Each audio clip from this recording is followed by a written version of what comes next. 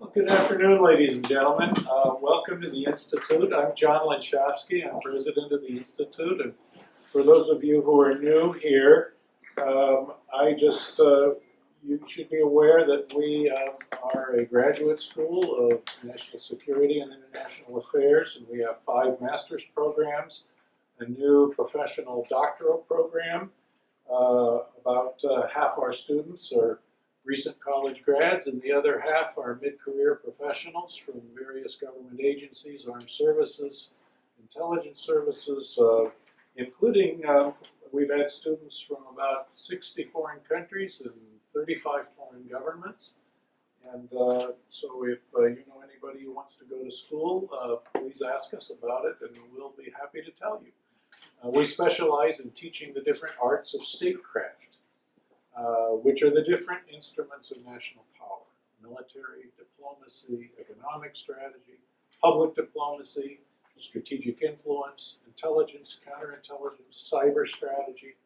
We look upon each of these as instruments in an orchestra, and we try to encourage our students not only to master an individual art, but also to think strategically and understand how their art fits into the larger orchestra of our national strategy.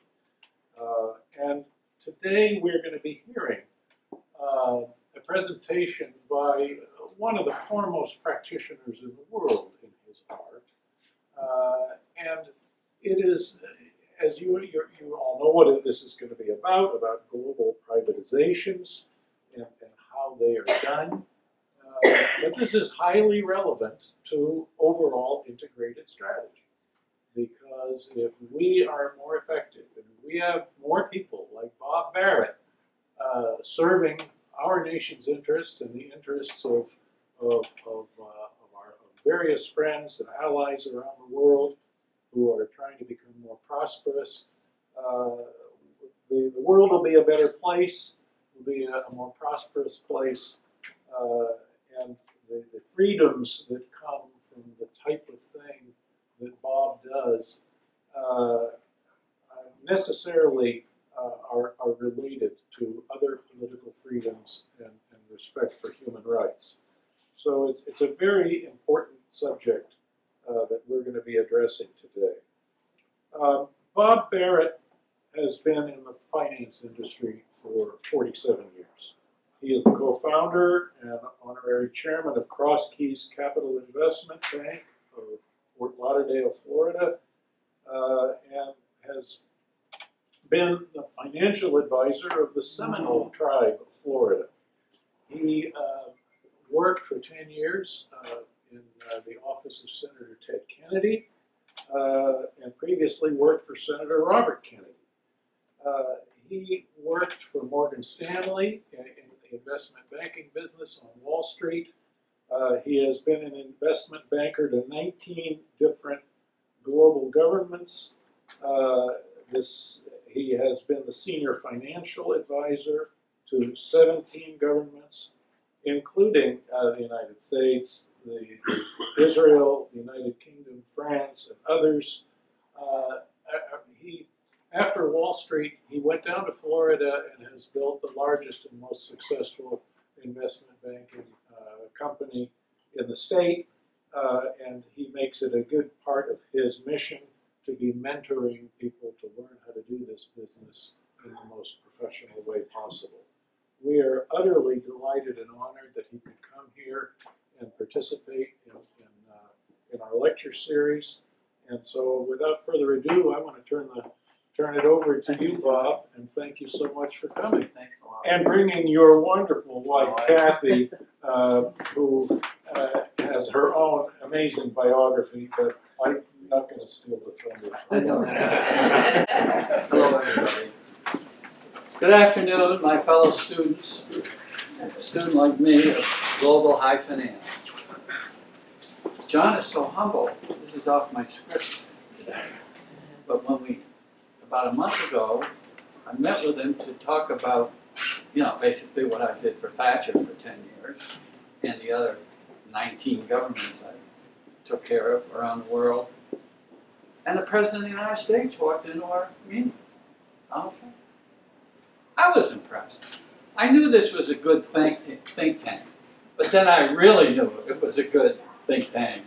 And then, of course, when General Mattis spoke here, that put the seal on it. So I feel honored to be with you all today.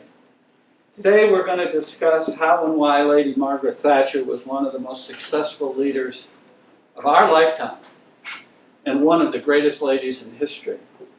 The conclusion of my remarks today are going to be that Margaret Thatcher took over in 1979 when the British economy was almost bankrupt. Did you know that? With enormous debt. Sound familiar? And with almost all of its major companies totally owned by the socialist government. Did you know that? Most people don't. It was so bad that it was hard for the government to keep the roses growing in Hyde Park. The bottom line is that Margaret Thatcher brought us investment bankers in because she was the only one who saw the big picture. She understood the whole problem and she had the whole answer, called privatization. And she had the leadership to force it through against all odds, including against the negative attacks of some of the world's supposedly brilliant politicians and financial experts in London and New York City, and I was in both places. Does this sound familiar for a leader? What is privatization? You could say that privatization is ultimate statecraft, which they teach at this place right here. The return of a country's assets from the control of socialist governments back to the hands of the people. Or you might call it a return to democracy. Let me remove my gum. The Iron Lady had what you could say was something that few leaders have had in the last 50 years. And that is a brilliant business, political, and economic mind. And what wasn't mentioned in the movie, in the books, and in the articles, and on TV, she actually cared about people, which I will explain later. Forget about the movie. There was nothing in there about the real Margaret Thatcher. First, as you know, Kathy and I left New York and London, and now live in Palm Beach, the vacation home of our president. And I must tell you a Palm Beach lady's story.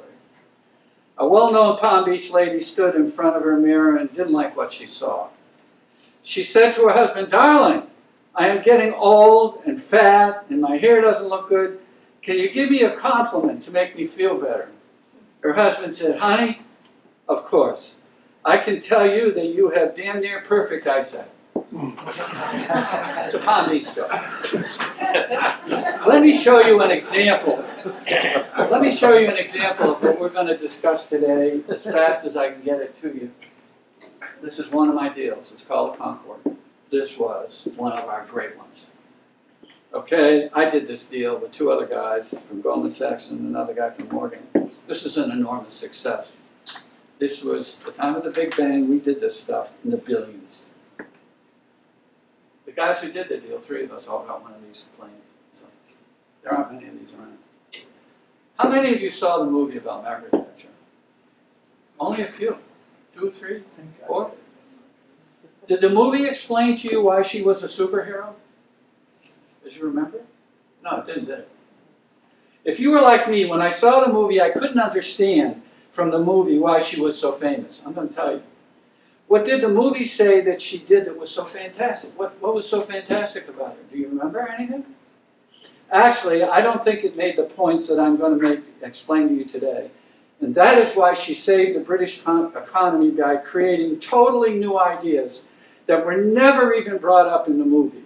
I'd like to explain them. We haven't seen such successful concepts, even here in the United States, as yet. And we have witnessed some failures, like the General Motors stock sale debacle of Obama here in America. Lady Thatcher avoided such mistakes because she had a different goal from Obama, namely her goal of financial success of both the common man and the institutional big-time investors of her country. Have any of you dealt with an investment banker in your lifetime? Nobody? One. Okay, I'm not really talking about stockbrokers. You might find that interesting. I'm not a stockbroker. To explain Margaret Thatcher's success, I should first define what we investment bankers do and did for Margaret, the Iron Lady. because few people really understand what we do. I meet hundreds of investment bankers in Palm Beach usually at cocktail parties, but I say that jokingly because few, if any, are really investment bankers. Let me explain. Stockbrokers are not investment bankers. Private bankers aren't. Money managers aren't. Fund managers aren't. Hedge funds are not. Venture capital is not. Mortgage brokers is not. On a not so serious note, you could say that Wall Street investment bankers are like me, guys in pinstripe suits with fancy watches. Actually, allow me to tell you what we really are and why Margaret Thatcher hired us. Here in the States, they hired 4 in London. All those 4 guys were 20 years older than me. I'm the last guy left who actually did the deals. I have been doing investment banking for 47 years. I'm 74 years of age. I'm getting up there now. As investment bankers, we underwrite. That is, we purchase the securities that we invent for Margaret and that we create. We raise money for corporations and governments by designing stocks and bonds and write a prospectus, which we file at the Securities and Exchange Commission, which we did for Margaret Thatcher. Then we price the stock or bond, and we underwrite it. That is, we buy the stocks or bonds. Did you know that? And we go at risk by owning them, unlike the financial people I just mentioned, who don't go at risk. They take your commissions, but they don't go at risk. I just mentioned that they don't take risks. In other words, we buy what we create. That's called taking a risk. Also, that's called underwriting. That's what we do. Then we take the stocks or bonds we create for Margaret Thatcher or General Electric, I shouldn't use that word now, or AT&T, and we give it to these people who are in the syndicate and we blow the stock out all over the world. That's what we do. It's called an underwriting syndicate. If the stocks go up after we price them or underwrite them, if the stocks go down, we lose a lot of money. We just lose money because we own them.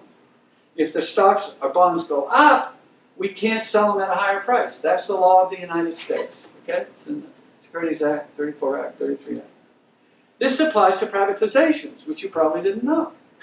If in a privatization we underwrite the privatization in the billions, and we price the common stock of the privatization, like British Airways, Concorde, and the price goes down, we lose a lot of money. And we lose our jobs. So when my friends in Palm Beach or Washington, D.C. ask me what I recommend for stocks, I say, I don't sell stocks. I'm an investment banker. I underwrite them, and I distribute them around the world. I didn't give Margaret Thatcher advice on her stock portfolio. I would also like to show you what we investment bankers use to execute transactions. Here's one. This is, all across the world, these mergers and acquisitions, this is one. Deals are going on all around us. All you had to do is read the paper the last 3 days, AT&T, Time Warner, Fox. These are the biggest things going on in the world. It's where the real money is. It's where the jet fuel of business is. That's what we do.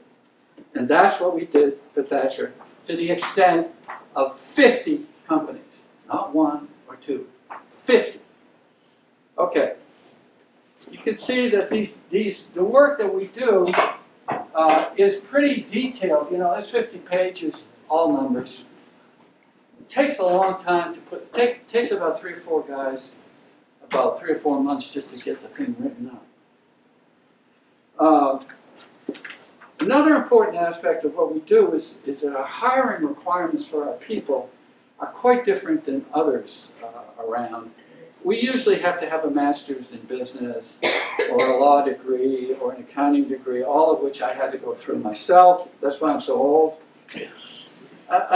Another aspect of why Margaret Thatcher brought in 5 of us from Wall Street is because each one of us had a 3 to 5 man team backing us up. So you need a lot of people to get this work done. The stuff we do is very detailed. So I'm telling you that basically privatization is really mergers and acquisitions, and it's business development. It's actually the jet fuel of business development. My little firm that I built, starting in 2002 in Florida, is now the biggest. We've done about $6 billion of such equity jet fuel down there in Florida. If you like Florida, come on down. This is basic business that I do every day. I got 22 guys that work with me. I'm the chairman. Now, my basic job for Margaret Thatcher was to sell government-owned companies, okay? And then to take that money and to cut the debt, which is how we turned around the British economy, which was just about ready to go bankrupt. Most people, even you, don't realize that. But that's the truth. Like the United States today, her government had too much debt outstanding. We have too much debt outstanding. You don't hear him talking too much, except for Trump, about the possibilities of privatization. That's because we don't do much in America. Okay? All right, so we have any of you heard of privatizations in America? Have any of you heard of it? Very little. Let me tell you, when I finish with you, you're going to be experts.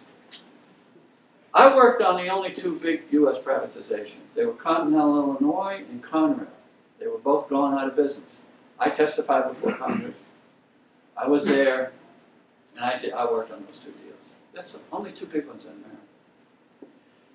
You might be interested that I've done similar transactions for about 17 countries and 2 Indian nations, the Seminole tribe and the Penobscot Indian Nation up near my home in Bangor, Maine. One comment, Indian tribes are very tricky to deal with. That's a real specialty. For example, you wouldn't know Seminoles, I did them. Do you know we own Hard Rock, the casinos in 167 locations around the world? The Seminole tribe of Florida. Okay, now you might be interested, and you're going to be the only ones in Washington, D.C. to know this, what I'm going to tell you right now. You might be interested in where did the word privatization come from. It came from David Howell, who was in Lady Thatcher's cabinet. The word privatization was chosen instead of the word denationalization. Okay, that's just a point that you might like to know. Because nobody in this government here knows what it is. Because there's nobody in this government in Washington, D.C. who knows how to do privatizations. That's why I say I'm getting to be the old guy on the block. I'm going to show you how to do it, because we did it. I can't help but make some comparisons with our local and national politics, and this is a good opportunity to do so about the Iron Lady when she took over May 4th, '79. At that time, most important companies in England were owned by the socialist government. In 1974, Harold Wilson had been prime minister. And after him, James Callaghan in '76. Then the Iron Lady came in.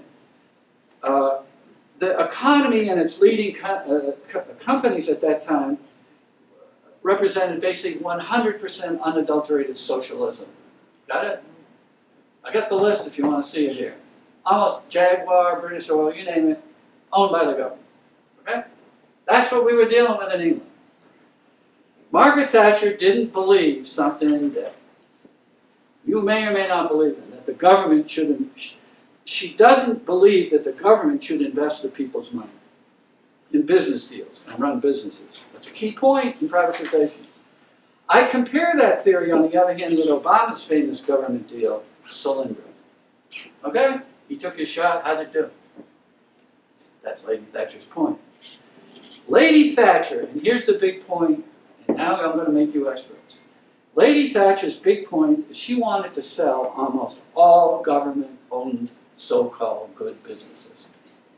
I got plenty of politicians in America who want to own businesses. Right in Palm Beach we got it.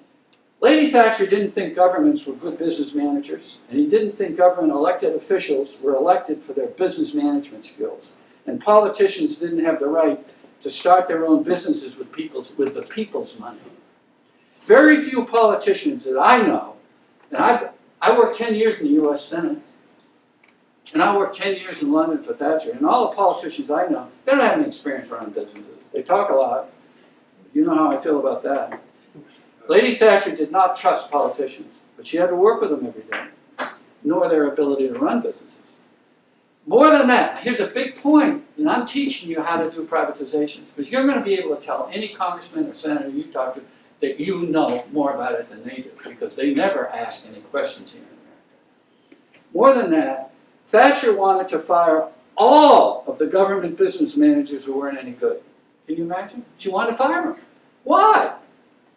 This was one of her genius initial moves. She had the strength to do it.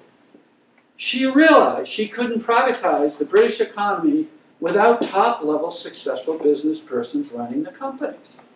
She wanted to sell and return the companies to the private sector. So she spent a lot of money with the New York City and London headhunters, which I've had to deal with all my life, and find the best people and put them in charge of the British Gas, British Telecom. She hired them all, paid good prices. American government doesn't necessarily pay good prices. I know, because they've had to hire me a lot, and they always are low price. Thatcher paid top price for top management. That's another genius thing she did. You never heard about that in the movie, did you? Okay, the forward thinking of this woman was unbelievable. She was a genius. Okay, she had to fire all these guys. Then, show you some of her tricks. She also realized that the government employees that were all on the payroll weren't very good to the English public. So you know what she did when we were doing British Telecom? No, when we were doing British Airways? She sent all the stewardesses to charm school. I swear, she did it. Okay? We had the same problem with British Telecom. Our operators were not good to the public. We had to train them how to be nice to the public. She thought of that. Not the investment bank. She thought of that. This was the start of the Big Bang. Whoever won that phrase is from London. It's when she started. It's called the Big Bang period. We had to flip-flop a country. Totally. You ever seen a country, big country, totally turned upside down? That's what we're talking about. Was that in the movie? No, it wasn't, was it? Also, at this time, the greatest things for us guys and ladies, there weren't any ladies. The food got better in London. As she started to spend the money, the restaurants got better. That was great. How do we Americans get involved? Well, we Americans had some pretty good skills. How did I get started and get involved in doing 34 billion? That's what we did almost 40 years ago, when 34 billion was almost unimaginable. Well, my involvement with Margaret Thatcher came from AT&T. When I left Harvard Business School, within weeks I started at Morgan Stanley, 140 Broadway, which had fewer than 100 people there when I joined. They hired 6 of us. Today there are 57,000. We didn't even have 100 people. We didn't have a computer. We had one computer, IBM. We had no fax machine. You know how we did work around the world? Overnight couriers on planes. Bags. That's how we did business. That was 71. We were ranked #1 in the world. We moved documents around the world with overnight couriers, and too many nights I spent down at the printers in New York because we didn't have word processing. You had to go down the printer and with these lead things, type, and we'd do 500,000 copies. Press the button. It's okay to go. Press the button. If you made a mistake, you're fired the next day. Because we printed 500,000 copies. Okay? So I made $14,000 that year when I graduated from Harvard. I was on scholarship, and I did pay off all my loans. They hired 6 of us that year. Mickey Seraphin was my roommate. She's dead now. Famous Seraphin girl. Now, you know, when I arrived, the first thing they taught me, Charlie Townsend taught me, my boss, he's a Harvard Business School engineer. He said, "You see this thing called the Wall Street Journal?" I said, "Yeah." He says, "When you come to work in the morning, if you haven't read it, go home." That's today, I teach that to, we have 22 people, maybe half are all young, from University of Florida, Virginia, not enough from University of Maryland, not enough from Georgetown. But anyway, I always teach the kids. Start reading. You're not going to get smarter, but you're going to be more knowledgeable than your professors. Believe me, you're going to be more knowledgeable globally than your professors. So that's how I teach today. So I had just worked on the biggest deal in the history of the world. I started at Morgan with AT&T, and when I left Morgan, they hired me to be one of their 5 bankers. I did $1 billion deal for AT&T, the biggest deal in history. So I knew how to do telephone deals. And, you know, I worked with Judge Green. You probably don't know who Judge Green is. He's the worst person you should ever know. He's an Austrian. He speaks with an Austrian accent. He broke up AT&T. He hated big companies. And he broke up AT&T. And I told him, "You don't have to do it, Judge, because it's the best in the world and it's the cheapest. And a monopoly works great with a telephone company." Well, Judge Green, you know what he did? Very few people understand what he did. When he appeared before the judge, he spoke in a German accent. He appointed himself the overseer of the breakup till the day he died. He made money on the deal. That's called the real world out there. I wasn't too happy with him. And the second thing is, you know, the antitrust division of the government. It's just, they got guys that are lawyers. I'm a lawyer, you know, I remember in the New York Times. I don't respect guys who don't really understand business but love to break them up. I don't understand it. But secondly, antitrust law, and I was trained under the guys who wrote the law, Columbia Law School, it's not a concept of English common law. It's a concept of France. France is against big companies. I mean, you take the Rothschild Bank in Paris, they were taken over 3 times by the socialist government. They want to break everything up. I don't understand it. You know, the fact of the matter is that the time they busted it up, which is the dumbest thing I've ever seen, they had just tried to break up IBM. They lost the case because they had a good law firm fighting in crevasse anymore. My roommate was on the defense team. But at that time, AT&T had the biggest debt in the world. It had more debt outstanding than the US government. Can you imagine?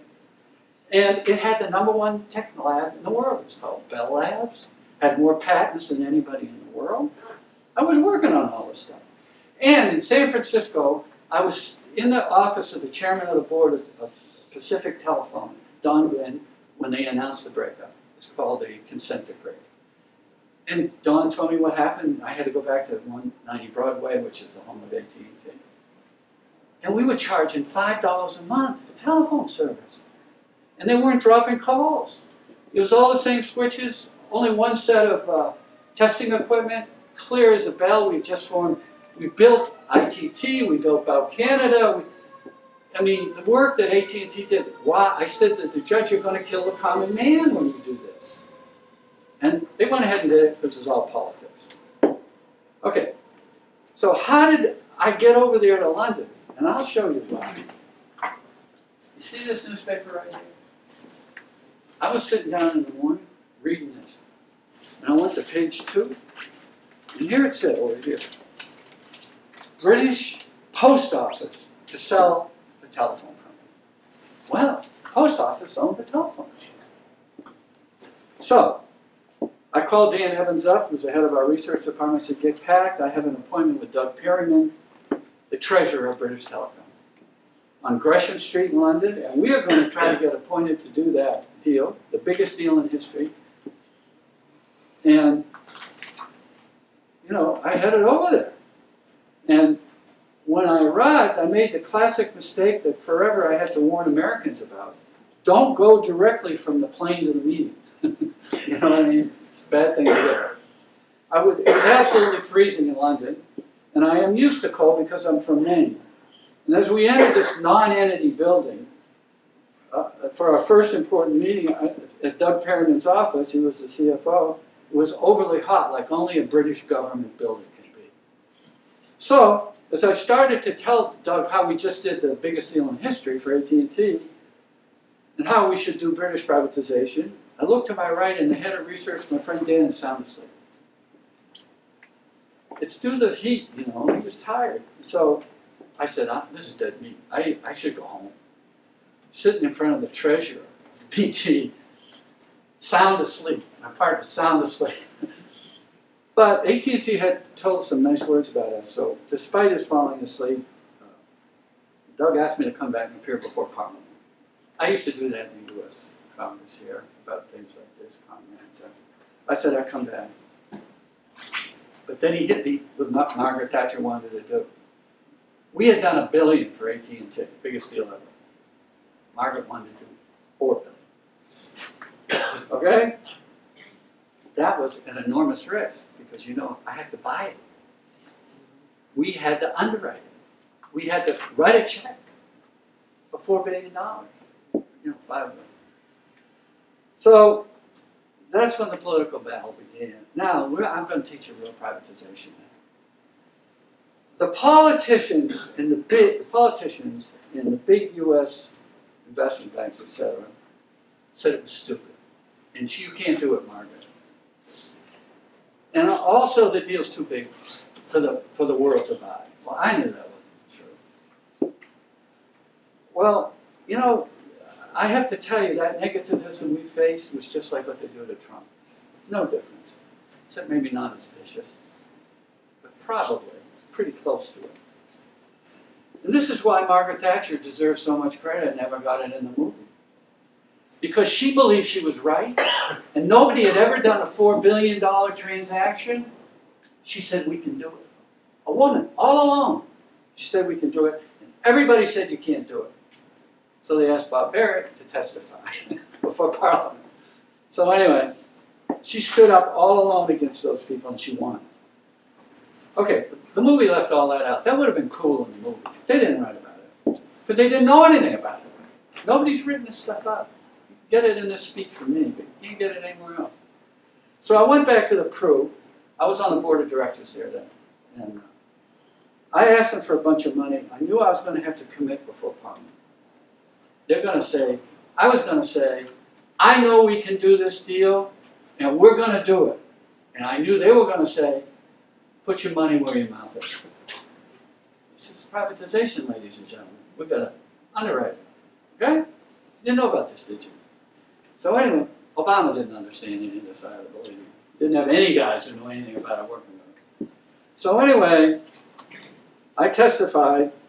My boss at Morgan Stanley testified against me, and Goldman Sachs testified against me. And then as witness has said, they watched me in that room. This Davis Polk law firm, the lawyer was with us at dinner the other night. He was in the room. And he said, Bob said, I'll take $1 billion. And that's what I said. I'll start at $1 billion. But I'd gone to the Pru, and I had a check for $1 billion in my back pocket. I was ready to go. I knew we could do it. So I had to appear before the bankers, and I appeared for, and the key issue was, can we sell it? It was like when Obama put, how much he put, I can tell you later, into General Motors. He lent him the money, never made the money back. But you've got to underwrite this stuff. And so nobody dared to do it. I mean, in the room, everybody's shaking. My God, we're going to be held to this. And I was causing trouble for Goldman and my old boss, Morgan. So anyway, once I said that, that was it. They had to go along. I knew that was going to happen. That was the incredible genius of her. She's telling the whole world in London and New York and Hong Kong, oh yeah, we're selling in Hong Kong too. We can do it, and they all disagreed with her. And they were the financial experts. She's only a woman. I do respect my wife. Witnesses now tell me there was shock in the room when I offered to take $1 billion. By the way, I did it later, again, in Congress. I did it in Congress. And I was writing in there. So anyway, now, you know, what was Margaret trying to accomplish? Well, she was doing something that George Bush Jr. stole from her, a concept that he stole from her, is that at the time we were thinking about doing this, this is another thing you'll know and nobody else will know. Of all the stocks and bonds in England at the time, the people of England only owned 3%. And Thatcher had the idea to turn this government around. I got to have the people owning their own country. Now, you remember Bush used to say, he's so proud that he got Freddie Mac and Fannie Mae and all that to get everybody to own a house. Remember that concept? Ownership of your country and all that. That was Thatcher's idea. And I got to get that stock of my companies in the hands of my citizens. I got to teach them. Like, that's all Trump does, is teach you all. And that's what she did. It's because we had to do it. There was a lot of depression amongst the populace. They were depressed. Terrible economic conditions. Prior Callahan government had been terrible. Thatcher wanted to increase the ownership by the people. I said she loved the people. So she had to ask us, how are we going to do all this? Well, I know how we were going to do it because we did it with AT&T. It was easy. But she didn't know that, and Goldman didn't know that, and Morgan didn't know it because I had moved over to Prudential. We had all these brokers, and all the Americans were buying up AT&T like you can't believe. Because we had like a 5.5% dividend. It was a good company. Everybody would buy this stuff. So what happened was that most important politicians, business groups, and so-called financial experts, and the financial press totally disagreed with the leader, Margaret. Sound familiar? She was right. They all were wrong. She was smarter than they were. Was that in the movie? No. That's what I remember about it. And you know, unlike most politicians in the world, they don't know what's going on. She did. What has struck me over the last 25 years of having done this, having done it and underwritten it, is how simple her ideas were. I have often been quite awestruck, as I say here, at how many political leaders today could not successfully manage economic affairs, or in particular, economic turnarounds, which all of you who have gone out in the world and helped these countries, you're going to have to do turnarounds, and you're going to have to look at privatization. Okay? If I had to pick one word for her, the Iron Lady's success, I would pick the word leadership. Something that I taught at my business school. As a matter of fact, that's all I taught us. You don't have to be the smartest to go to my business school. You just got to be a leader. That's all we care about. All 900 of us. My class. 950. So anyway, another phrase might be leadership against political adversity. That might be the bottom line. Once we decided to go forward with $4 billion, that was it. We decided to pull out all the stops. Now I'm going to teach you how to do it. Stuff that they don't even know in America. The ideas we came up with were brilliant, and it worked. I must say I was never worried. You could feel the strength emanating from that woman. You could feel it. You could feel nothing was going to stop her. I would say that the total resistance against her was equal to what Trump's running into now. He may have a little bit more. Now, as is the case around the world, whenever you run into privatization, this is for you students over there, the resistance normally first comes from the unions. Union leaders don't want to lose the control they have over the companies that are owned by the government. They don't want to see that happen. Make too much money off it. Added to their resistance is always the political left, who do not agree with business controlling business. They want to control them. Almost all privatizations encounter resistance from the unions, the workers, and the political left. At one point during the privatization process, my mentor, the chairman of British Coal, Sir Ian McGregor, was actually physically attacked by the coal miners. The union was run by Arthur Scargill. He was a card-carrying Marxist. And they beat him up. They beat up Sir Ian. I talked to Sir Ian about it. His son was my roommate in law school. However, history has shown that companies that are privatized generally provide better wages to employees, better pensions, are more competitive, more profitable, and modern. And this is the result of putting a good manager in. You're going to get rid of these fake-out, unintelligent, unexperienced leaders who aren't really great business people. When you're considering doing a privatization, this is one of the first things you've got to do, is get a good manager in there. Because if you do a great deal, and you have the same manager there after you do it, the thing's going to fall apart. You're going to get killed in your job as a politician. Now, after 47 years and 16, 17 governments, I would say that I can truly say that Lady Thatcher was correct, and that she proved you don't want these government guys running businesses. Now, England was bad. I mean, it wasn't as bad as Venezuela and Cuba, but it was bad. Now, the next question is pricing the privatization. Nobody can talk to you about this. I can tell you how to do it right now.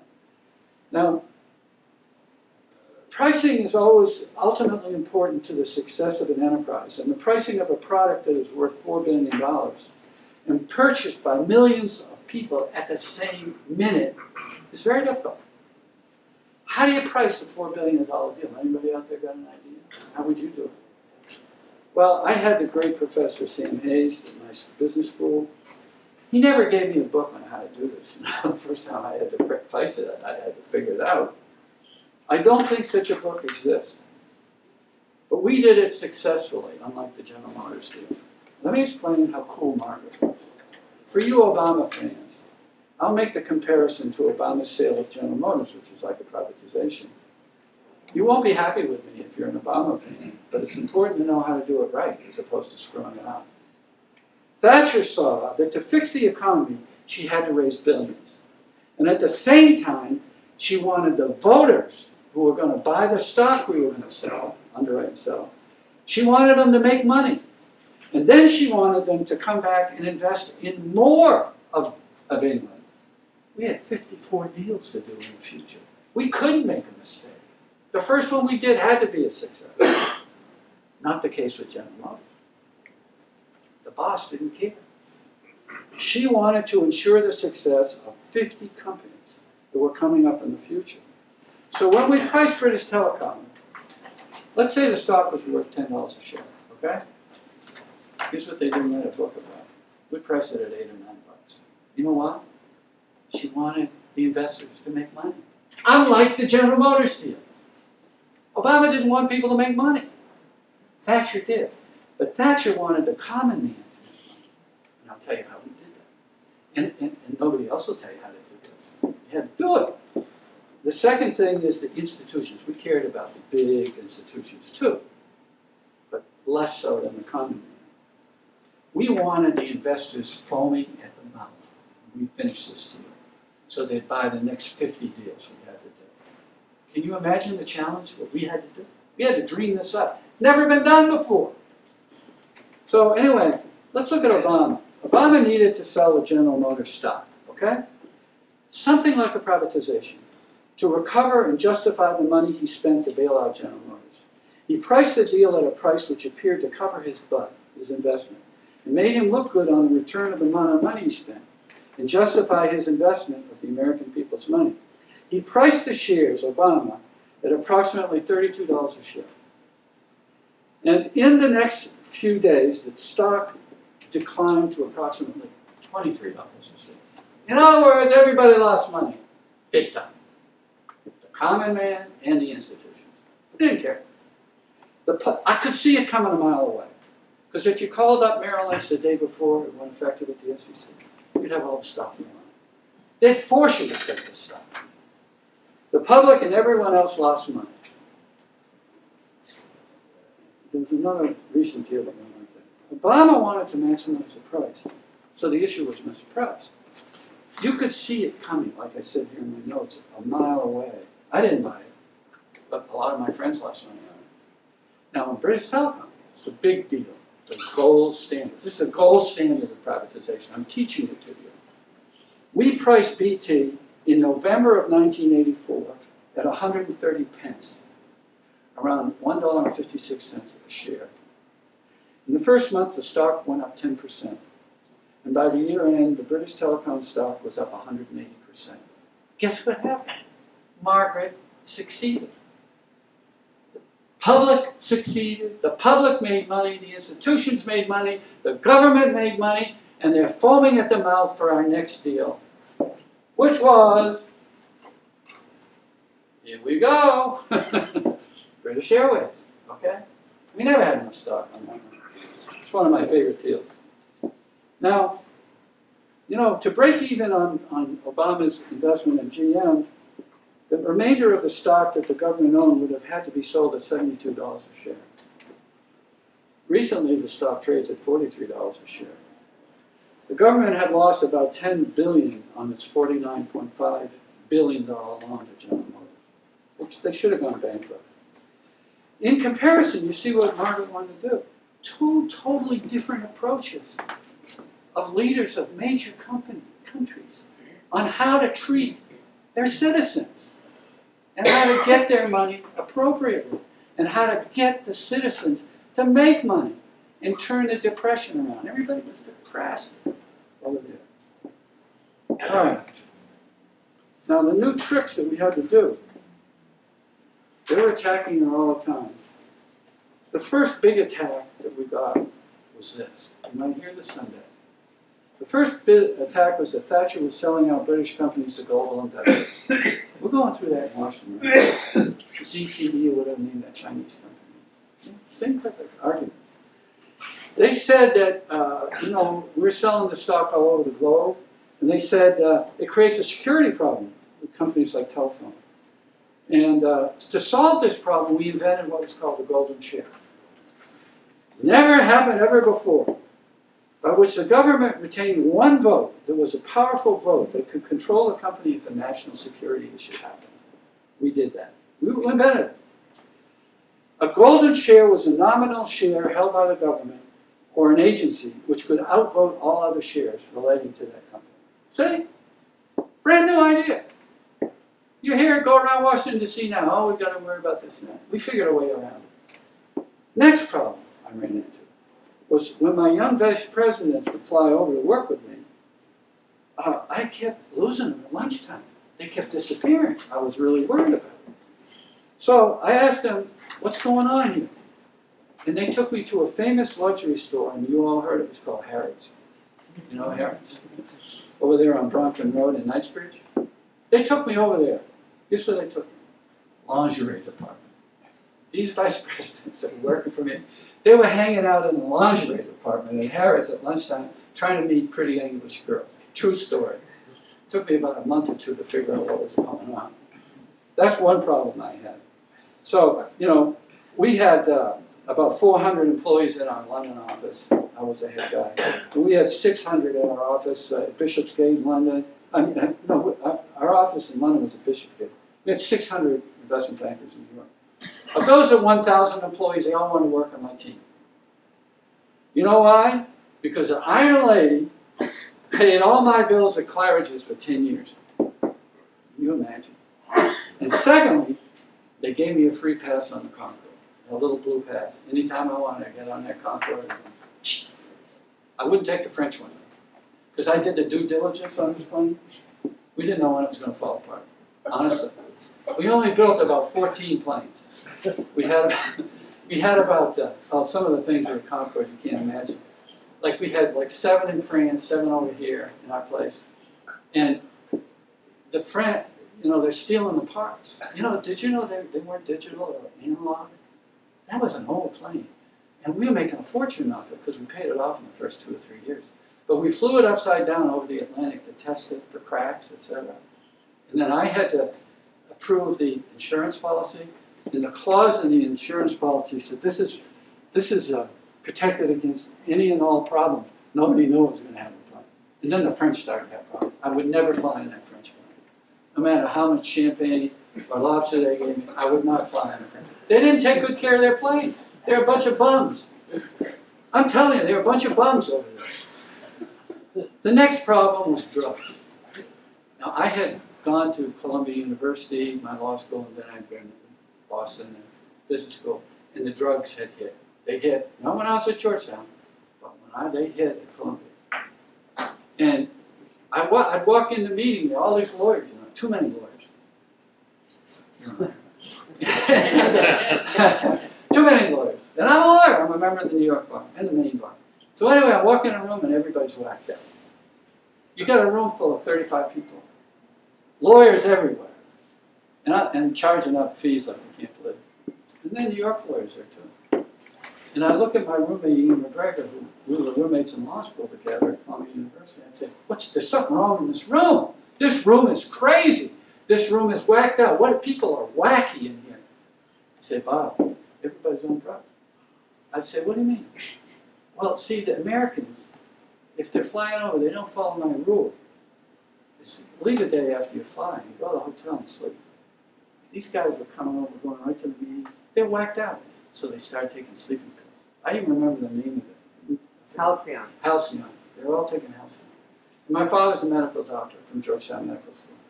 And he said, Bob, don't ever take that Halcyon. Whatever you do, don't take it. But the guys were taking it. It was wacky at times. That's called doing a privatization. The next big problem was, you know, we did these deals and they were successes because we were pricing them right. So these big institutions all over the world wanted to buy every share we had. Okay? Now the problem was that's not what Thatcher wanted. Thatcher wanted the common man to get the stock and remember this if you're doing a privatization. You want to do it right, as opposed to the United States. We don't know how to do it right. You know why? We don't have one guy in this government who knows how to do this stuff. And secondly, they never asked us. They don't ask us for advice. Okay? They think they can do it, and they talk about it in the press, but they don't know how to do it. Okay, so basically, we had to protect the common man. Now, Goldman Sachs couldn't do it. Morgan couldn't do it because they're institutional firms at that time. Now, Morgan has 57,000 stockbrokers, okay? But in those days, 0. So what we did, you won't believe the stuff we did. The first thing we did is we invented clawback. Now, when you heard of clawback, you heard of Bernie Madoff.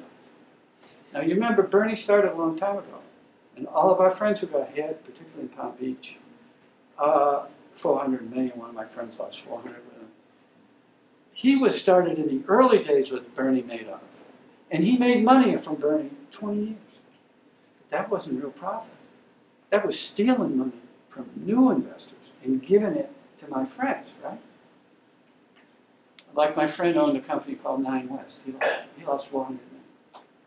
So anyway, we had to claw back shares. You know, when we do a deal, when we get set up to price it and all the work's done, we put the tentative price out there. We're going to price it at $8 a share next week, and they pre-sell it all over the world.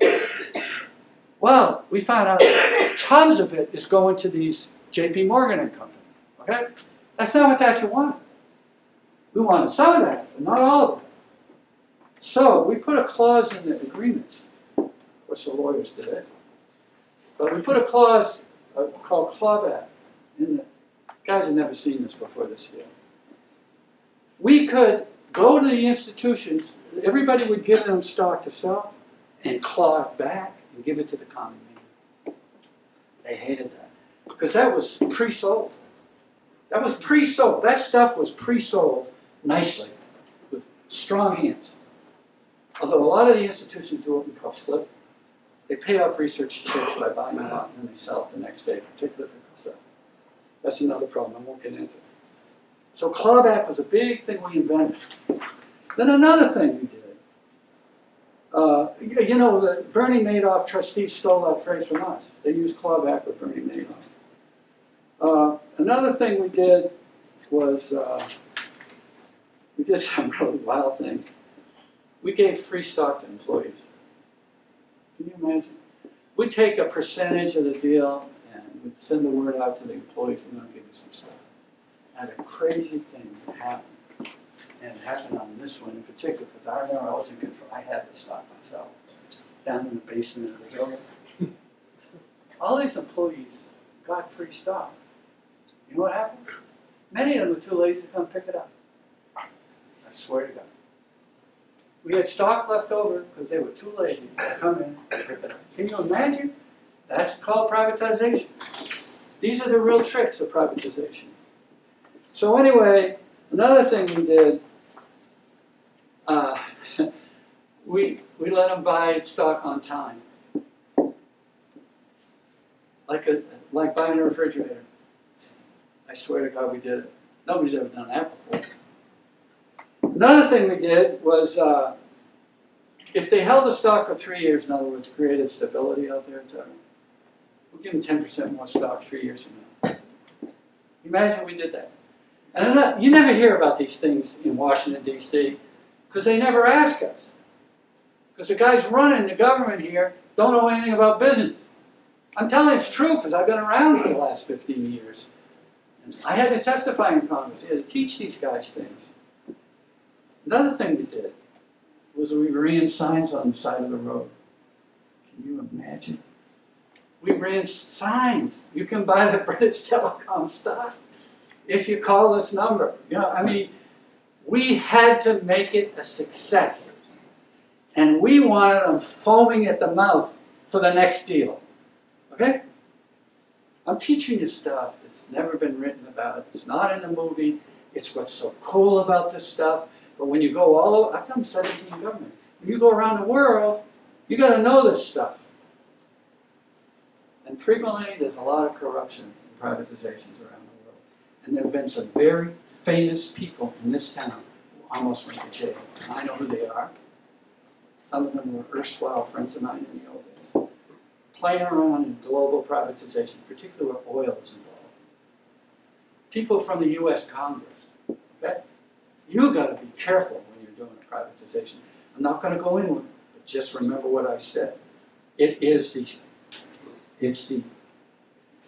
really tricky. You've got to have honest people, and you've got to watch everybody all the time. And I can give you examples, and I can name people almost went to jail, fooling around. And writing clauses in contracts for royalty payments in perpetuity. I've seen them do that in privatization. That's like criminal. Okay, and they're lawyers who do it usually. So now let's sum it all up. I've been going on forever. No, actually, I'm on schedule here. Okay, the result of our efforts, all right? Substantial success. 90% of the employees purchased the privatization shares. The shares went up in value over 180% in the first year. Try that one on Obama. Try that one on Solyndra. Our deals were 9 times oversubscribed because we marketed the deals and we priced it right, as opposed to the French. Man, they mispriced deals. Okay, and the British investors increased their ownership of their own companies from 3% to 20%. Now, since then, it's gone down a little. I just checked it on the way here. And that's because the institutions have been buying up British stocks, which dilutes the amount of shares owned by the common man. The biggest success that wasn't in any movie, and now I'm going to sign off with you, you know what the success of Margaret Thatcher was. It wasn't what's in the movie. It wasn't all the BS about her being a woman. She was a successful businessman, and a successful economic planner, and a thinker. But what I say was the most important? Leadership. She drove it down their throats, and they were all against her, except for me. So, and when I finished testifying, there wasn't much they could do, because I said, give me some more. If billion isn't enough, give me some more. I know I'll blow it out.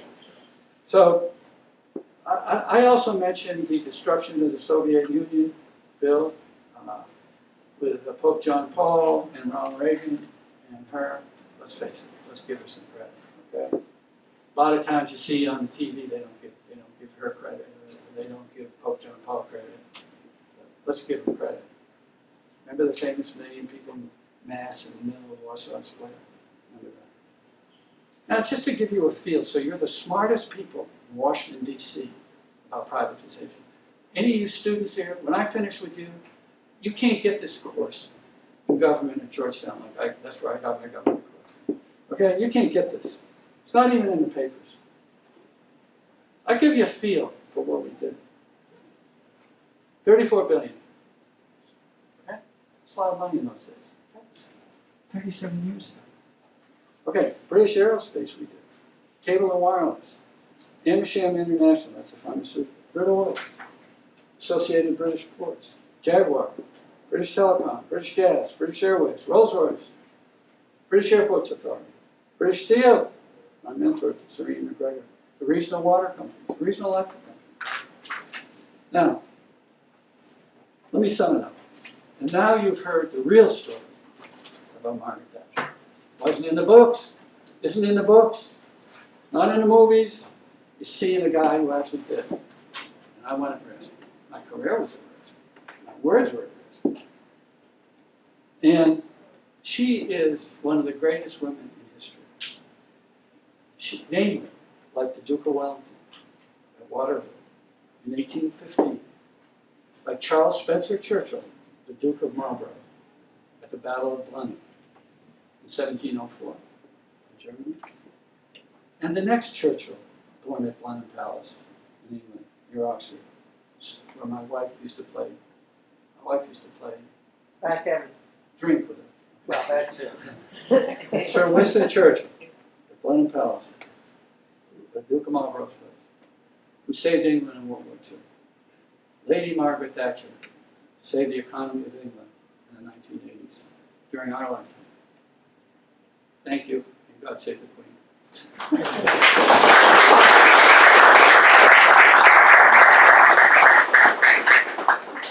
Okay, any questions?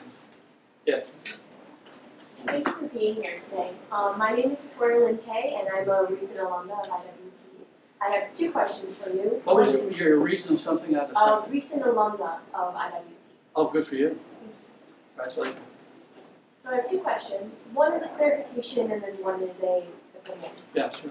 So in order to properly price stock, you're saying that you need to not price it too high in order to encourage more people to buy stock? Well, let me ask you a question. If you're pricing a stock deal, you know, there's no real book on this. When I went to Harvard, I majored in finance and accounting. They didn't have a lesson on how to price deals. Still don't. Okay? If you price a deal and it's $1 billion deal, there's one price. If you price a $4 billion deal, there's another price. So the size is a big issue. Okay? So you've got to adjust for that. And a bunch of other things you've got to adjust for. But that's the easiest answer to that question. Because you've got to understand how many millions of people are buying that stock the same minute. The minute they own it is the day the Securities and Exchange Commission takes a stamp and goes like that on the prospectus. That means you're effective. It's legal. At that moment, 1 million people buy it at that price. So, you know, you got to put a good price on there. And we have these rules called stabilization and securities laws. They get broken from time to time. I've seen it broken when I was there. I actually thought I saw it happen on an AT&T. But that's the first. There's other, you know, there's price earnings multiple, there's debt leverage, there's all kinds of things in there. But I usually tell a client when we're pricing when they're in the room, I say, there's no book for this. Isn't it? I have to look at demand. Like, what's the big tech company that everybody buys now? The disaster when they priced it. The same guys. Oh, Facebook. Facebook was a disaster. You know why? If you would call Merrill Lynch up the day before it went effective, get all the stock you want. Too much volume. So that affects the price. That's what I used to do when I was young. I used to price them. And they really screwed that one up. My second question for you is, as far as companies in the United States that you would like to see privatized, do you have a top 1 or 2? No, because we don't get asked by the government. The government doesn't know anything, in my opinion. Having worked with the pros over there, smart people, they don't do their homework. So what I'm saying is, Ronald Reagan, when he finished doing, I think it was Communist, he had a list of 3 areas that he wanted to do. He wanted to do petroleum reserves, and he wanted to do another railroad company, and he wanted to do something else. He had 3. But you know, there has been smaller stuff going on in America in the roads. That was my deal. This, if you've ever noticed these highways that are getting privatized, that was my original deal. I did it in Barcelona. Did I pronounce it correct? Barcelona. His brother's a very famous guy. He's not so bad himself.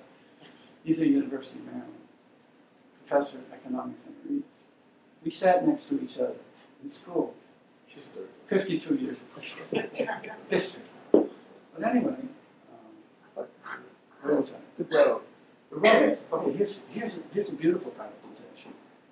It led up to the channel. You know the channel underneath the English Channel? Okay. Here's how we did it. We knew that the Olympics were coming to Barcelona. There's no road by the sea. So myself and Solomon's gone now. We did the Autopista del Mar Nostrum, which is a road by the sea. If you go to Barcelona, that's a toll road by the water. We invented it. And here's what we invented. They didn't have any money to build the road. So you know what we did? We used stocks to build the road, not bonds, not loans. We got a little loan from Banco Central in Madrid. And then what we did is we underwrote it. Big deal. I tried to teach America how to do this, and not one politician would listen to me. They all said, we know how to do it. Not one of them know how to do this. And Solomon and I invented this. What we did was we created a basket of currencies and commodities, and we invented a dividend on the stock of the road that was better than AT&T. So every institution in the world would buy it. And then we cut a deal with Jordi Pujol, who was the mayor of Barcelona. I was there in his office, and also Juan Carlos was my client. You see a picture of him in our living room. He was one of my clients too. And we cut a deal with the government whereby we would own the right-of-way for 30 years, and at the end of 30 years, the land would, you're a lawyer, escheat to the king. In other words, the land would revert back. So none of these lefties could accuse us of stealing the asset from the country. Because it would escheat to the king. See the little tricks we got to use? That's the whole secret of privatization. But you got to be smart. Not me, the other guys. But the secret of it is that when we built that toll road, we put the little tolls and we built hotels and gas stations. And when we added it up and calculated it, the formula that we used for the dividend, we did a basket of currencies, commodities, etc., currencies, and made it work. So everybody bought it. And guess what? We built the road, Autopista del Mar, without any money. Next thing that happens is the channel comes. The French. Ah, the French. All they want to do is like Obama, make money. They don't care about their investors. I did not get involved in that one, but I watched it like a hawk because they stole my idea from Spain. And you tried to use stock to build the channel. Except with the French there, they mispriced. Remember I told you how important pricing is? They mispriced every deal. They priced it too high. If it should have been priced at 10, the French would price it at 15. Boom! Down it would go. Then they'd run out of money. They could never get the two ends of the channel to meet in the middle under the channel. They had problems. They need more money. They have to go back. But then you couldn't sell stock very much. They already killed the investors. Okay, that's the French. Now, if you notice, a number of years ago, all of a sudden you started to see these roads in America start to get built. Did you ever notice that most of the construction companies were from Spain? That's my deal. The Spanish construction guys learned how to do it. From that deal in Barcelona.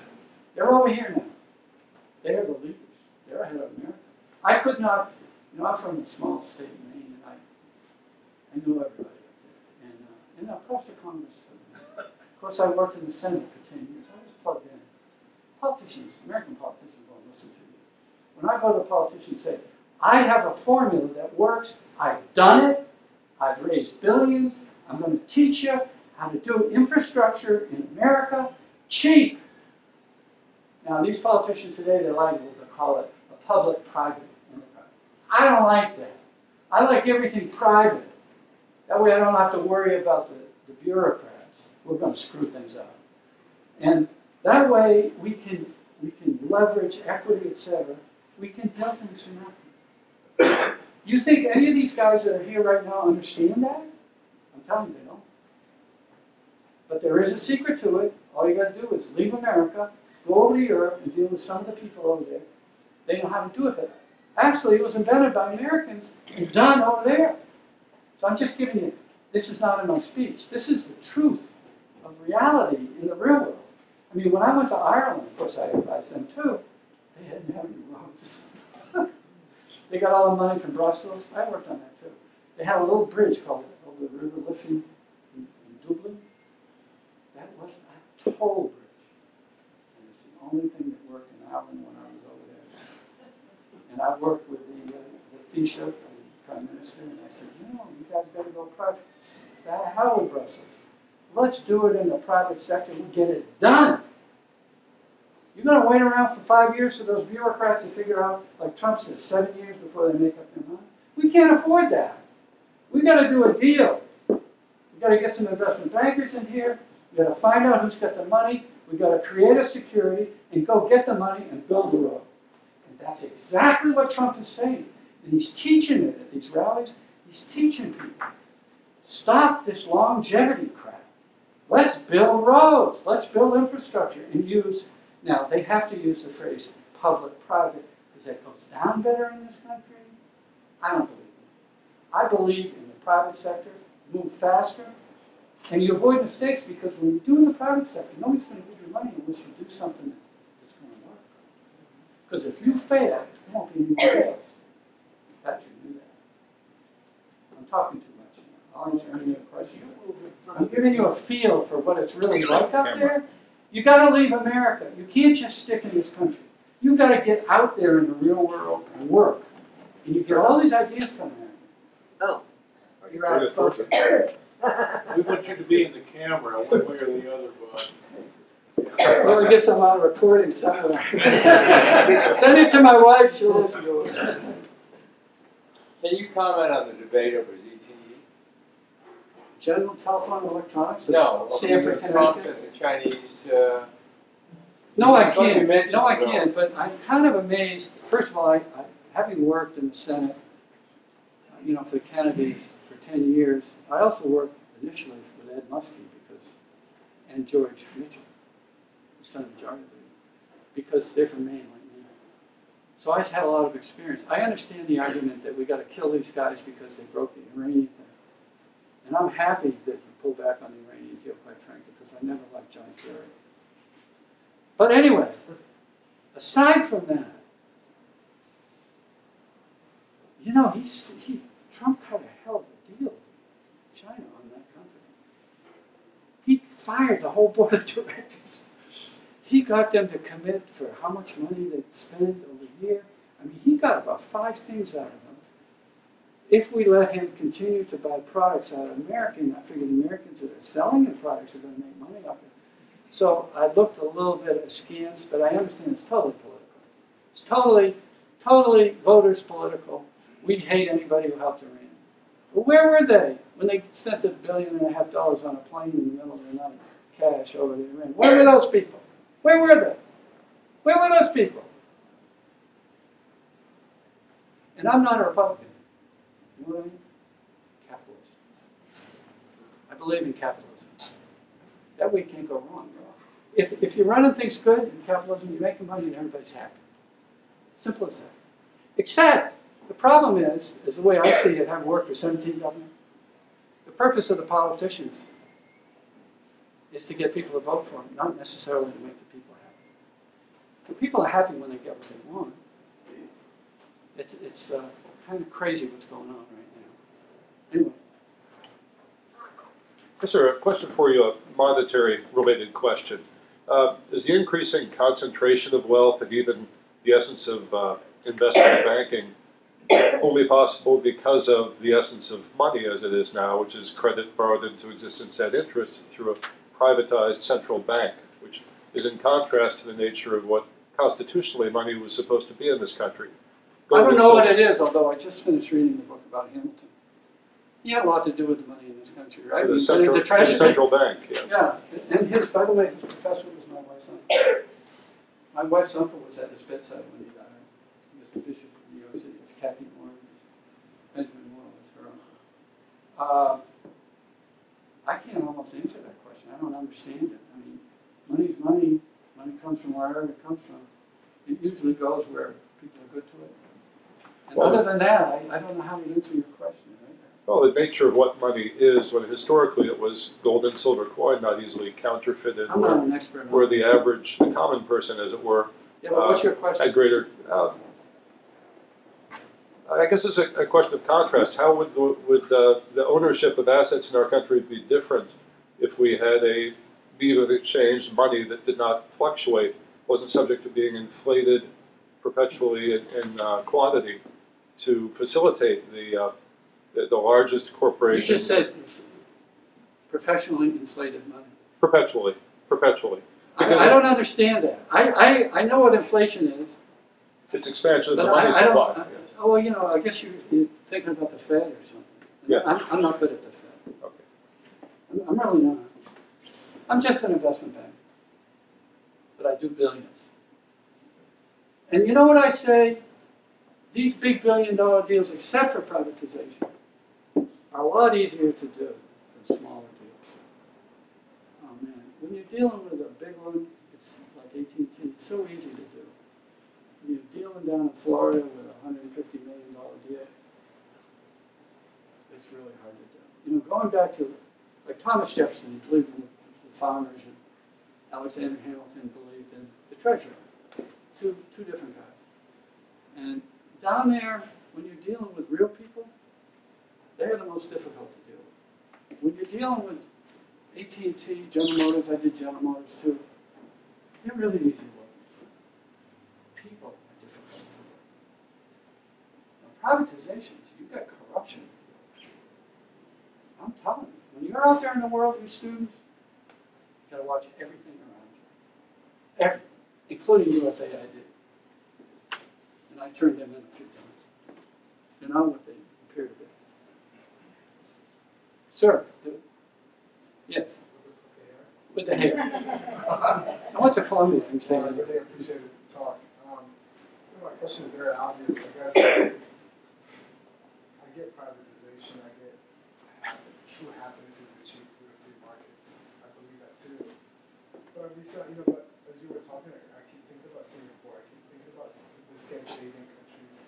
I recently came from Shenzhen, where a lot of Chinese companies have like a ton of money from the Chinese government, and they do extremely well. Yeah. So I mean, how do you explain that? I mean, is it just that like we're just maybe? I'm sure you can explain it and I can explain it. I mean, it's obvious to all of us what's going on. It's not difficult. I mean, you don't really think it's difficult, do you? I mean, you look at Tencent, you look at Baba. I mean, it's all obvious what's going on.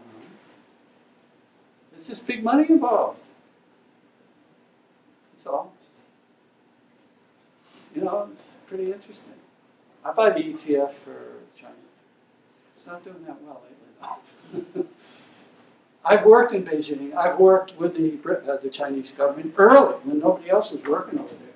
You know what the biggest problem was? And I'm a lawyer. I'm sorry. No, I'm really not. I'm a member of the bar. Here's what happened. Like our subsidiary, this third largest white man's commodity house in the world. Number 2 is Metal Gesellschaft in München. And you do a deal, you buy 100 million of aluminum number 10 in China, aluminum, and you have it delivered to the dock. It comes in number 15. There's no law. There's no law to help you protect it. Initially, when we started working in China. So, and I studied communist law at Columbia Law School, one of the few places they had it. I knew common law. And the bamboo curtain, quite frankly, you know how we got around it? I'll give you another lesson right now. Letters of credit at Hong Kong and Shanghai Bank. That's how we got around it. If we're doing a deal, if the commodities traders are doing a transaction in Beijing and it all falls apart at the dock, we generally run it through Hong Kong and Shanghai Bank. And it's got an LLC, letter of credit, behind it, and we'll enforce the letter of credit. We had no law. Now in Russia, and I studied Russian law at Columbia Law School, and we had what we call Vodka law. It's pretty tough doing things over there also. I did do deals I did do privatizations in communist countries. I'm one of the only guys in the world who's done it. And I represented John Whitehead at Goldman Sachs. He hired John Whitman and I, my classmate from Harvard. John just died. His wife is Kristen Whitman, the governor of New Jersey, who said that's my partner, John and I. And the government, our government asked John and I to establish the first bank in the communist countries, John and I. And I went over there and I had to fight the Russians. They almost had more dollars in their pockets than the Americans did. And I had the U.S. government's money in my pocket. So I'm used to dealing with the commies. Okay? And that's a different kind of privatization. Then you got, I actually am looking at Cuba. You know, this gentleman right here is a big man in Cuba. And his brother, really big. Not that your brother's better than you are. But you can't do anything right now. I mean, I've been down there working with the great lawyers in Miami, et cetera, on Cuba. But the problem with privatization in Cuba is I need bigger deals. These small deals, they're easy. And so I say, there's not much we can do right now except in the airline industry. Because the airlines are in and out of there and they get cash flow on. Hotels. We might be able to do something there. But other than that, the regulations are too bad, so we can't do much down there. Now, when you're in Hungary or Czech, when the Russians were going back to Moscow, they didn't want to go back to Moscow, the soldiers, because the food was better in like Hungary than it was back in Russia. But it was really crooked. You know how you do a privatization as a Russian in Eastern Europe? Most of the company, I'm teaching you. Wait. Should I stop talking? Yes. I'll stop talking. I was going to tell you, around the world, you gotta, when you're going in there with money, you got to remember, like in Cuba, you're going to find the Chinese down there right now. You're going to find the Italians down there. You're going to find probably some Germans. We're not there, really. Okay? I'm trying to give you a feel for around the world. You know, Africa, you know, people like John Gizzi was saying to me today, you know, John from Newsmax, John was saying how important Africa is coming up to be. But you got to know the history of Africa. I could give you a lecture for an hour on how to do business in Africa. But it's going to be rough doing privatization there. This is all stuff that's important, what we're talking about here. And it requires smart guys and women to know what they're doing when they go over it. And if you don't know this stuff, you don't know anything. Just a side question. What did you say, like, looking at your comment from earlier about Facebook, isn't it still pretty difficult to price tech companies? Depends on how good the pricer is. You get a good pricer, he's going to do a good job. All you got to do is add up the demand, see if comparisons. You know, if you're doing a fancy boutique piece of thing, you might look at what Tiffany's trading at. Do a comparison. See what the PE multiples are and stuff. And look at how much demand you've got coming in the door. You know how much demand is coming in. And then don't increase the size of the deal if you totally got it perfect. That's what they did in Pittsburgh. The last day and a half, boom, they upped it. Number of shares, boom, fell apart. Am I talking too much up for it? Anybody got one line? We could go on for hours on how to do this stuff. See, we don't have any investment bankers really in Washington, D.C. We have a few of them. Good afternoon. My name is Rosemary Seguero. I'm a president of Rosemary Seguero. I'm a president of a company called Segueros International Group. Thank you so much for your presentation. I was writing a book and put in Thatcher, so you've given me so much in what we are talking. So my question is looking at global global privatization, like Africa and other countries. That's what you have talked. What do you look at when it comes to global, like in Africa with the Chinese? Yeah, well, Africa is going to be different. Anything communist is going to be different. It's going to be, why is it going to be different? I'll give you an example. This is actually happened to me when the government asked John Whitman and I, my partner, to go to Europe and build a bank for America. All those good assets that were there when the Russians were leaving, everybody wanted to buy them.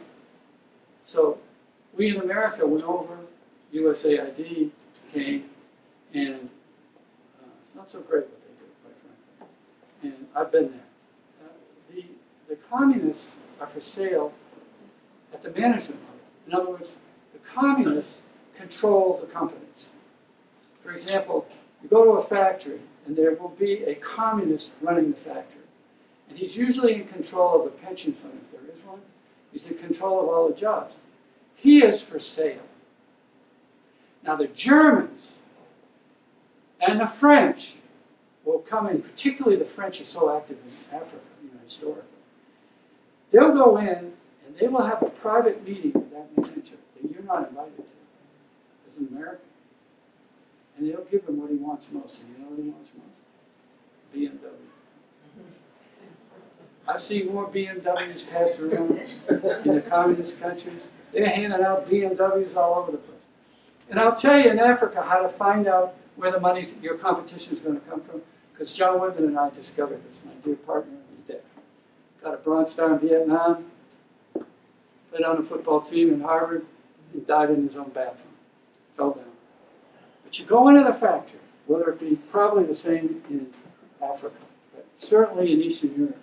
And you walk in the door, and you've got to keep track of who's going to bid against you if you're American to finance USAID and all that stuff. Except we weren't working for USAID. So we're working for the government. So anyway, you go to the door, you open the door, and you open it like this, and it's usually sometimes nailed shut. You open the door, and they're usually big doors, big, 1930s type doors. You look on the back of the door, and it will be be French or German. And then you know who's going to compete for that The factory. British are there too. No, you know that they originally owned it, and somebody took it over.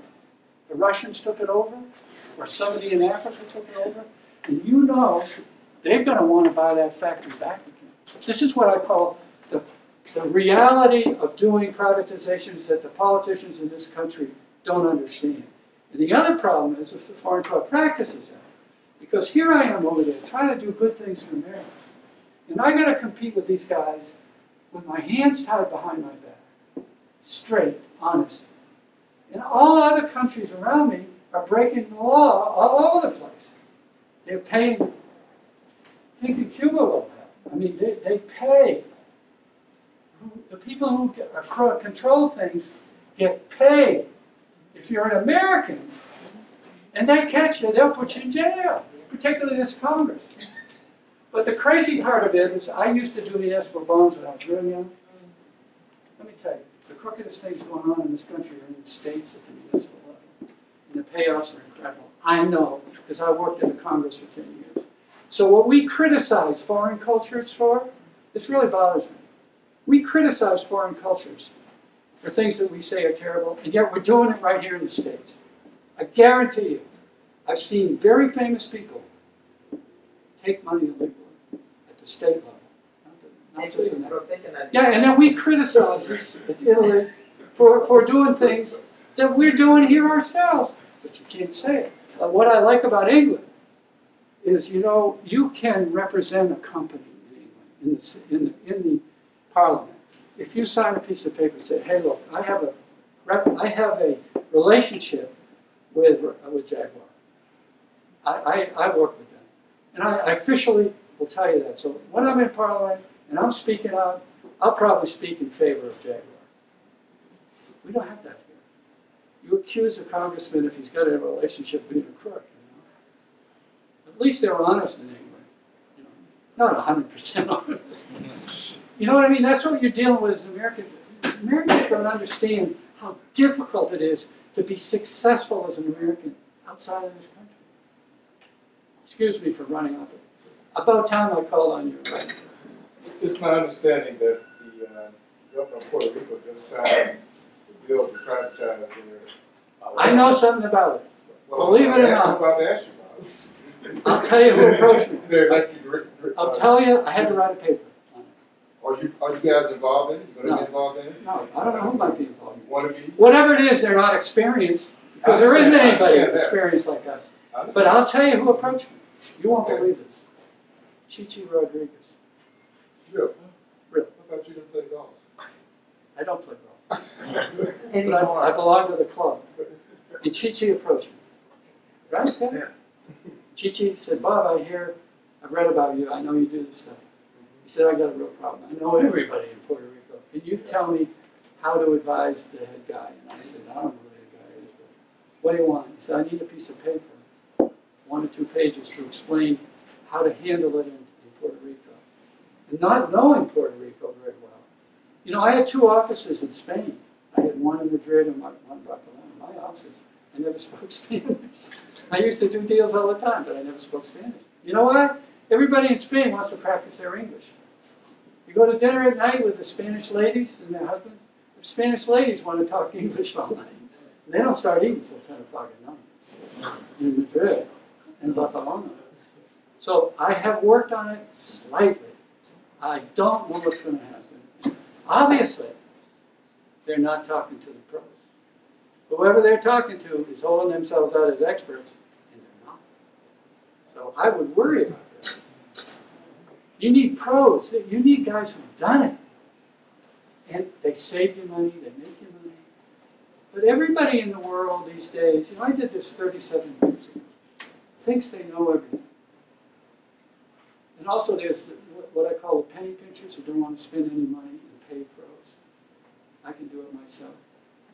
I run into that in mergers and acquisitions all the time. Hey, my kid just graduated from the Wharton School in Philadelphia and he can do everything. I said, okay, good luck.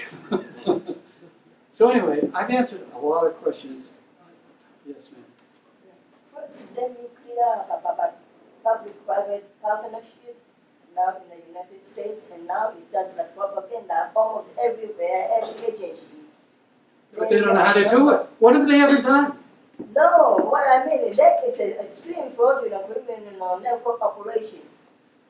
I'll give you one example. That's Rockwell Town Center in Maryland, Montgomery County. That's a wealthy county. But in almost every agency, they divert resources to benefit a few. They resorted to what? Divert the education, the school department. Yeah. They give some resources, money to a few. It's a donation, actually. Means that's why. And who's getting that money? That's government money given to the private with the school name, the principal's name to give out. This is that's education, that's a small agency. But public-private partnerships is even worse. This town center, they say that private land want to have a good development. So eventually That's real estate. Huh? That's real estate. So we build from a private Yeah, it land could happen. to the output. Look, let me just throw an idea past you. You're talking about real estate and public-private? Okay, let's say we get wrong rate. The whole town center, what I mean is from the private land you build up that in the between every step of the way from design to consultant to inspection of the everything is paid by taxpayers' money. Oh, I know that. Yeah. Except during privatizations. But this We bring the money in. this is they call public-private partnership originally. I got that problem in Florida. They're spending money like crazy. It's all taxpayer money. I go testify before them. They don't want to hear about it. The politicians do. And the employees don't want to hear about it. Because they all are on the old-fashioned General Motors pension funds. I appeared before the Palm Beach County group, and they're doing just what you're talking about. And I said to them, you're doing it wrong. Let me tell you how you ought to do it. And the woman said, we don't have time to talk to you. She was a CPA and another girl CPA. I said, why not? And they said, I said, I'm here as a favor to you. You guys asked me to explain how I did it all around the world for nothing. And she said, yeah, but you worked on Wall Street, didn't you? And I said, yes. She said, we don't want any of you Wall Street guys here in Palm Beach County. I said, why not? She says, because you'll ruin my pension fund.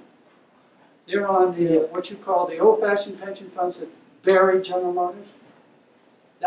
These counties have those kind of pension funds. They're exorbitant. But they're afraid if you get the pros in there like me, Right. it's going to screw things up. Right. They want everybody to shut up. That's what they did to me. I looked at her. This woman said to me, she's a CPA, 2 CPAs. She says to me, she's watching her clock. I've been there 3 minutes, and I've done my homework. Yeah. And I said to her, look, let me tell you how to do it. She says, look, we don't have time to talk to you. As a matter of fact, we've got another meeting. See you later. And I looked at her and I said, do you know how much money Margaret Thatcher paid me per hour just to talk?